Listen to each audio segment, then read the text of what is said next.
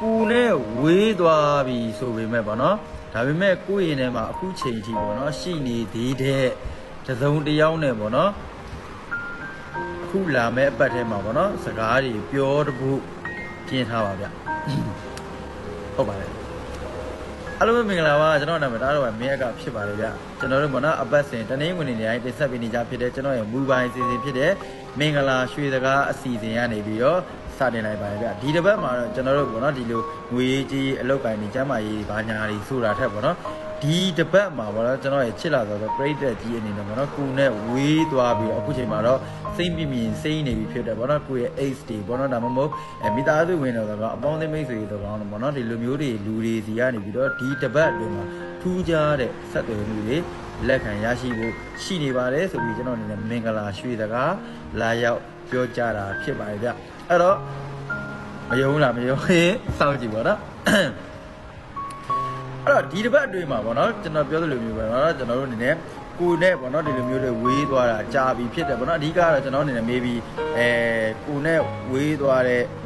ဒီလိုမျိုးပေါ့ကျွန်တော်အနေနဲ့နှစ်ကာလတွေချိန်ကြီးပေါ့နော်ဒီလိုမျိုး6လနဲ့6လ9လဒီလိုမျိုးတစ်နှစ်နှစ်နှစ်ပေါ့နော်ဒီလိုမျိုးတွေဝေးသွားတဲ့သူတွေစီကနေပြီးပေါ့နော်ကိုနဲ့ပေါ့နော်ဒီလိုမျိုးရုပ်တရက်အဆက်တွေရတာမျိုးတွေဒါမှမဟုတ်သူနဲ့ပတ်သက်တဲ့သတင်းစကားတွေပေါ့နော်ကိုစီကိုရောက်ရှိလာတာမျိုးတွေပေါ့နော်ဒါမျိုးသူကိုယ်တိုင်ဒါမှမဟုတ်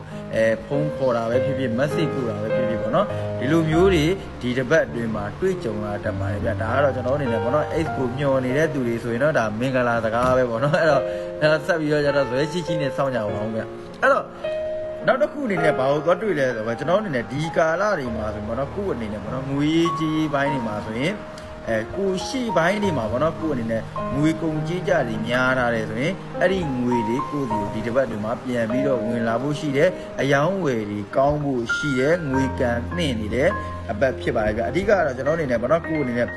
အယောင်းဝယ်ပိုင်းဆိုင်ရာတွေပေါ့နော်ဒီကိုပိုင်းလုပ်ငန်းလုပ်ကိုင်နေတဲ့သူတွေဆိုရင်ကျွန်တော်အနေနဲ့ကိုရဲ့ဆိုင်တွေကိုရဲ့ကုန်ပစ္စည်းတွေထူးထူးခြားခြားရောင်းပန်းတာလို့ဝယ်ပန်းလာတာမျိုးတွေဒါမှမဟုတ်ကိုရဲ့ဂုံသတင်းကြော်သောတာမျိုးတွေဒီအတွက်ဒီအပတ်တွေမှာပေါ့နော်ကျွန်တော်အနေနဲ့ကြုံတွေ့ရမယ်လို့မင်္ဂလာရွှေစကားအနေနဲ့ဒုတိယအနေနဲ့တွေ့ရတယ်ပေါ့နော်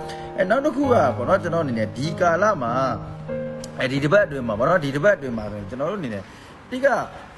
ကိုအနေနဲ့ပေါ့နော်ဒီလိုအရင်တုန်းကဒီလိုမျိုးမဖြစ်တော့တော့ဘူးလို့ထင်ထားတဲ့ကိစ္စရက်တွေပေါ့နော်အရင်တုန်းကအစင်မပြေဖြစ်နေတဲ့ကိစ္စရက်တွေလည်းဒီတစ်ပတ်အတွင်းမှာထူးထူးခြားခြားပေါ့နော်ကျွန်တော်တို့အနေနဲ့အောင်မြင်သွားဖို့ရှိပါတယ်ပေါ့နော်အဲ့လိုပစ္စည်းတွေဆိုလည်းရောင်းမထွက်တာမျိုးတွေကနေရောင်းထွက်သွားတာမျိုးတွေဥမာဒီ